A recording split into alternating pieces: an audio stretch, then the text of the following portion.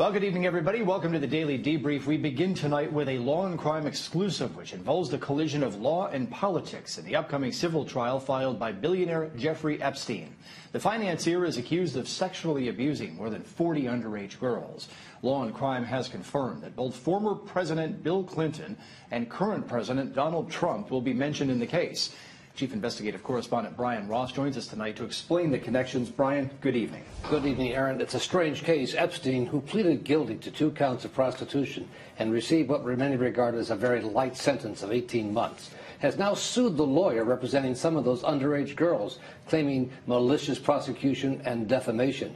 He hardly seems to be the kind of person who would assume that he'd have his reputation damaged any more than it has been.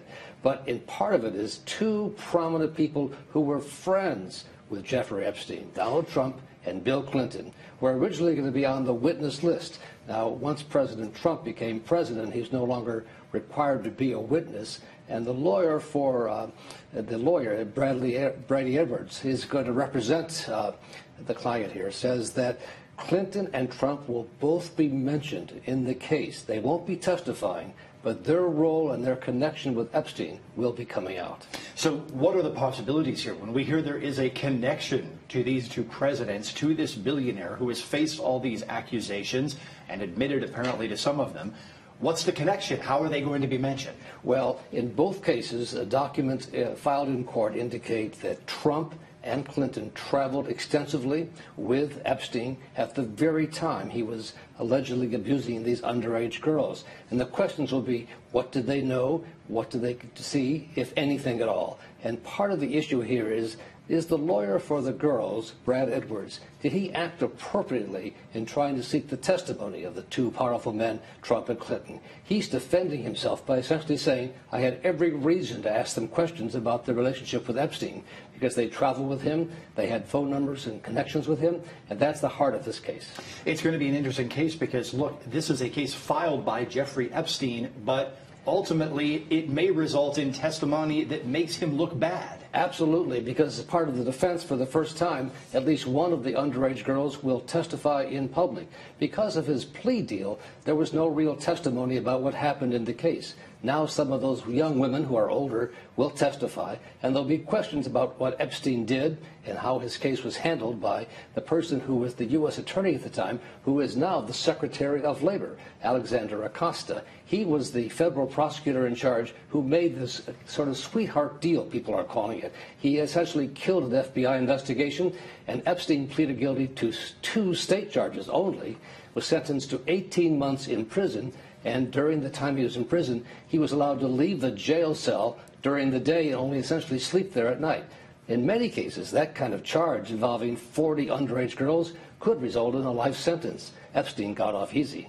It's a tangled web. Look, we have other news to talk about tonight involving President Trump's former personal attorney, Michael Cohen. He has pleaded guilty to lying to Congress. Let's talk about that quickly. He was in court today and pleaded guilty, and the information that came out in the charging documents indicate that what he was pleading guilty about was a relationship that Trump had in Russia, attempting to build a Trump Tower in Moscow. Now, Cohen had earlier said to Congress and publicly that those negotiations ended before the campaign began. In fact, today he admitted that those negotiations involving candidate Trump continued through much of the campaign. In other words, Trump had a business relationship ongoing with Russia as he was campaigning for president.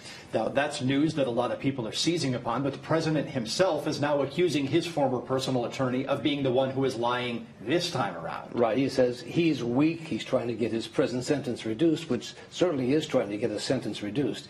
Special counsel Robert Mueller says he believes Michael Cohen. This will be an interesting one to follow as well. Chief Investigative Correspondent Brian Ross, I know you will stay on top of it. Absolutely. All right, let's move on now to another case we're following here, day 3 of testimony in what we're calling the case of an alleged cop cover-up. It all surrounds what happened in this video, which shows Chicago police officer Jason Van Dyke shooting and killing a knife-wielding teenager named Laquan McDonald. One jury convicted Officer Van Dyke of second-degree murder, but now 3 other officers are on trial. The 3 men are accused of conspiracy, official misconduct, and obstruction of justice. Prosecutors say they lied in their official reports by claiming Laquan McDonald attacked the officer who shot him. Each one of those 3 officers you see there has his own defense. The state's star witness is Dora Fontaine, and she took the stand late last evening. Here she testified about what she saw when the shots rang out.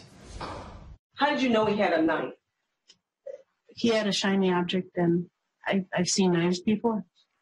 And you say he was swaying a knife. Yes. And what do you mean by that? Swaying left to right. Okay.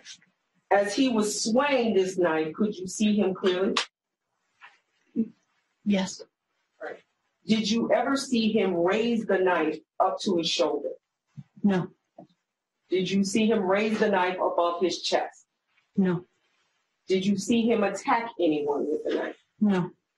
Did you see him touch anyone with the knife? No. Did he hold the knife near or below his waist? Yes. As you were getting out of your car, could you still see this individual known as Laquan McDonald? Yes. Could you hear anything? Drop the knife and gunshots. All right. Besides drop the knife and gunshots, did you see anything else? Puffs of smoke. Where were these puffs of smoke? They were coming from the location of Laquan. Did you know who was saying drop the knife? No. Officer Fontaine told one of the defendant officers, Detective David Marsh, what she saw at the scene. Did anyone else approach your car? Yes. Who? Detective March. And would that be Detective David March? Yes. Do you know what his role was at the time? He was the leading detective. How do you know that? Because he told us. We told him, we were there, and he was surprised that we had been on scene. So then he said, "Can I talk to you in front?" And to get out of the car and talk to him in the front of the car. And so by on scene, you mean at the location where the shooting occurred? Yes. And how do you know he was surprised that you were on scene? Just his look. Like, he's like, "Oh, okay." Then he needed to talk to me. All right. So you say he asked you to get out of the car. Yes. Did you do that? Yes. And where did you go? To the front of the car. And did he go with you? Yes. Anybody else? No. Did you have a conversation with him at the front of the car? Yes. And what did you say to him? What did he say? He just asked me, "What did I see?"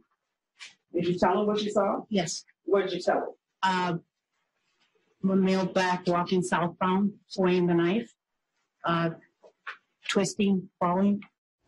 Next, Officer Fontaine said Detective Marsh told her what to put in an official report. See where it says assault, aggravated, heel, knife, cut, instra? Yes. Do you know what that means? Yes. What does that mean? An officer was assaulted with a knife. Is that the category for this report? Yes. And how did the incident get categorized like that?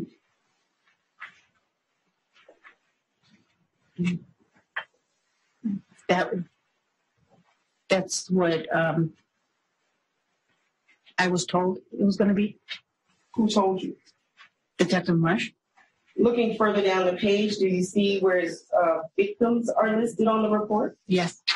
Or who gave you that information? It's always the lead detective, so it would be Detective Marsh. Did Detective Marsh give you those names? Yes. And what are the names of the victims listed on the report? Gaffney, Officer Gaffney, Officer Van Dyke, and Officer Walsh. All right, if you look at the bottom of page 1, where Officer Van Dyke is identified as injured by the offender. See that? Yes. Where did that information come from? It had to come from Detective March because I hadn't talked to Van Dyke, so I didn't even know he was hurt. Did anyone else give you information to put in this form other than Detective March? No. Did you observe Laquan McDonald injuring Officer Van Dyke? No. Did you tell Defendant March that Laquan McDonald injured Officer Van Dyke? No. Our guest tonight to discuss this case is former prosecutor Lisa Wells from Atlanta, Georgia. Lisa, good to see you again. Good to see you too. Thank you for having me. All right, so the news seems to really be tightening with this testimony. Do you agree? Oh, I do. Yes. I mean, she's being told what to say when, and apparently she went along with it, even though she didn't see anything. And obviously, he's telling other folks what to say as well, and that's disturbing. I mean, do these people? My question is what do they think is going to happen to them if they say what he tells them to say? And it seems like it's systemic here in the police department. I mean, prosecutors promised that this was going to be the star witness, so certainly cross-examination was going to get really, really tough here. But from this point in the testimony, she's saying, look, I observed one thing, and what wound up in this report is the opposite of what I said I saw. That's the problem, and that's what prosecutors are really pointing at here. Yeah, I mean, she was told what to say on the report, which was something that she didn't see. And she told him what she saw, and then he told her to say something completely different, apparently. So it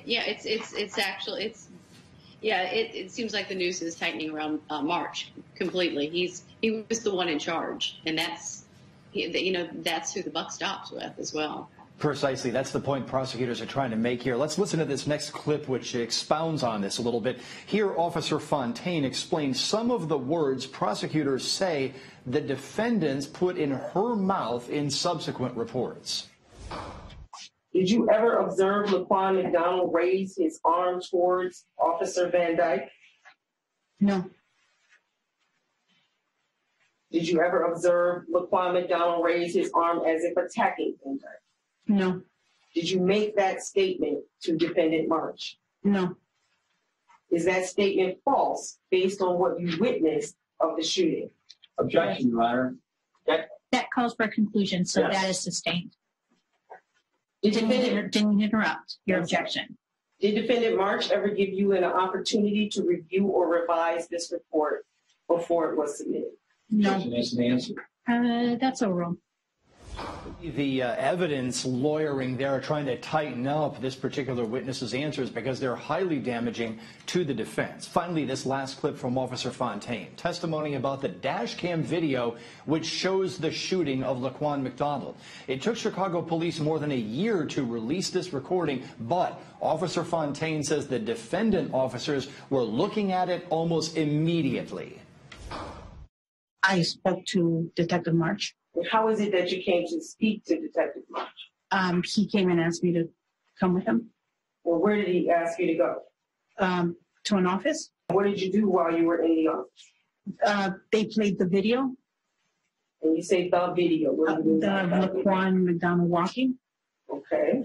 Who played it? The person who was in the room. What did he play it on? A computer or laptop. And while he played the video, what were you doing? I was looking at it. And what was occurring? Detective March is like, pointed like, is this where he's walking? I'm like, yes, this is where he's walking. This is where he's turning.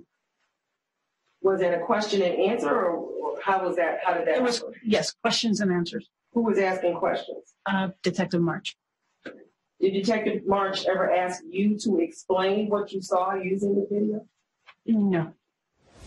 More discussion now with former prosecutor and current defense attorney Lisa Wells. So, Lisa, the state promised that this officer would basically deliver their whole case.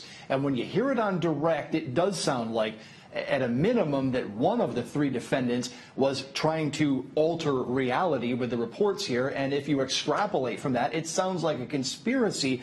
I want to know, okay, why were they looking at this video so intently immediately and then waiting a year to release it to the public? That caused a huge backlash in Chicago. As it should. I mean, open records request. I have this issue all the time, though. Even as the attorney, sometimes I don't always get the video as quickly as I want, even though that I'm the attorney of record, because they say the case is still under investigation. So it's not always released that quickly, which I don't agree with. And then, and it depends, but they knew that they had some damning evidence on it, and that's why they didn't want to release it. Yeah, look, I mean, I've been in that position before as well, where we request something and we don't get to see it for a good long time. But look, the defense has called this witness a liar, and on cross-examination, they said she was lying to protect her $90,000 a year salary as a traffic cop, which allowed her to provide benefits for her family, own a home, and own a camp up in Michigan. What do you make of the attack? First of all, it's irrelevant what she made or where she spent her money. The question is why are they saying she's a liar? And they haven't proven, at this point, to me, it sounds like they haven't proven what makes her a liar, why she lied.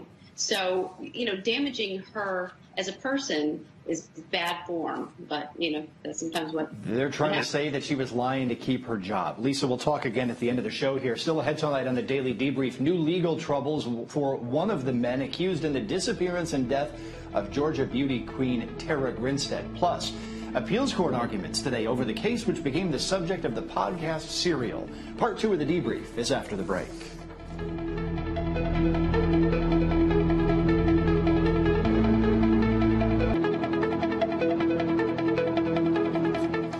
And welcome back to the Debrief, folks. Additional legal trouble to report for one of the two men accused in the disappearance and death of a Georgia beauty queen. A judge has ordered Bo Dukes back to prison because he violated his parole after stealing $150,000 from the Army.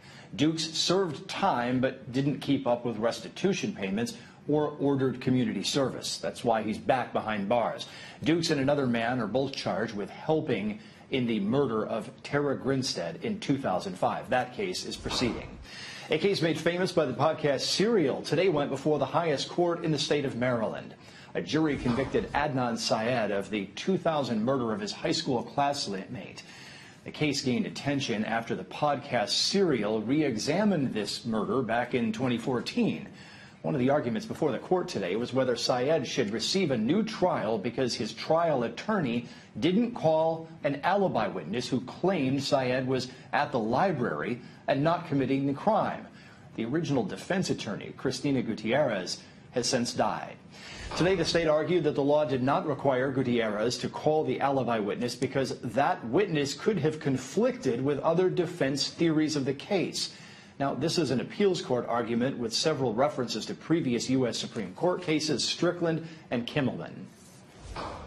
With respect to the alibi of Ms. McClain, this case brings into sharp relief what the presumption of reasonableness means when we operate in a case where there is a silent record on whether and why Ms. Gutierrez did not contact an alibi witness. In future instances, defense counsel have to say, well, is this far enough along beforehand that I'm obligated to do this? Or can I exercise my judgment that I don't want to put him at the public library because he told me he was at the school? I don't want to put him at the public library because that could raise a risk with the general alibi by routine that I intend to present. All of those things are the kinds of judgments that I think counsel is allowed to make, even when it's easy. Strickland talks about the possibility that great lawyers will pursue a particular case in different ways. There may be 7 different lines of investigation. One great lawyer will pursue 5 of them and ignore 2. Another great lawyer will pursue a different 5 of them and ignore the first 2.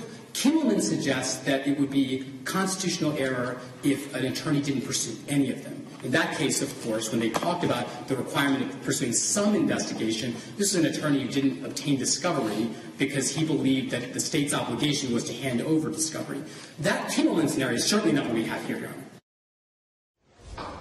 Appeals attorneys for Adnan Syed went second in this argument. That's because they won at the lower level. The state is the one that appealed. Here the defense says the state has it all wrong about the record being silent. We do not have a silent record in this case. In fact, that's the theory that the state is presenting is because this is a silent record, counsel's strategic decisions have to be presumed reasonable. Every component of that is wrong. The record isn't silent. The decision wasn't strategic. And even if it wasn't reasonable. Let me tell you what is in the record, and I can do so with reference to the case that Mr. Vignaraja mentioned, Burt versus Titlow. That was a case involving a question about what an attorney had said to his client at a plea. What the court said in Burt versus Titlow is that this is not a case where where there was evidence that counsel failed to give material advice. Without evidence that counsel failed to give material advice, you couldn't find deficient performance in that case. So let's look at the record here. We have, in addition to the 2 letters from Asia McClain, identifying, of course, not just herself, but 2 other potential alibi witnesses and a camera in the library. We have, as was mentioned, the state's discovery response, and you can see this at Appendix 130, identifying the time of Heyman Lee's death as shortly after she left school for the day. Ms. Gutierrez got that discovery response July 10th. You heard Mr. Vignaraja say in July, in fact July 13th, you see defense notes in the record at pages 1255 and again at page 1257. Asia McClain saw him in the library at 3 o'clock. Asia's boyfriend saw him too. Library may have cameras. Prosecutor, current defense attorney Lisa Wells is back with us tonight. So, Lisa, we don't often cover appeals arguments here on Law and Crime. This one was like many, though, in real life. It was heavy on case law, much more so than a criminal trial. What they're arguing here is whether it's reasonable that the defense attorney did not contact a very important alibi witness. And that's what the prosecution is trying to argue, that it was reasonable. And in other words, what they're really arguing is defense attorneys have a lot of latitude in strategy. But what the prosecution is trying to do is take the defense's point of view and then say, well, she was reasonable to not contact. Well, it's one thing to not call a particular alibi witness to the stand because of the potential that something could go wrong, but to not even contact a very important alibi witness, Different situation. Was huge, and that was, she was negligent. One other thing happening behind the scenes here, of course, is that the original trial attorney has since died, and before she died, she was accused of botching a number of other cases because of some chronic health conditions that slowly manifested and may have influenced her performance. One has to wonder if some of that was at play here. I'd love to sort of chew on that concept a little bit, Lisa, but we're just about out of time, so I want to make sure I thank you for joining us tonight here on The Debrief. Thanks so much for having me. And of course, we hope to see you again. Okay, so that's all the time we have for The Debrief. Our live coverage of cases from around the country is going to resume tomorrow, as it always does, at 9 a.m. And of course, The Debrief live here on Law and Crime from 5 to 5:30. Have a good evening, and we will see you back here live tomorrow morning at 9.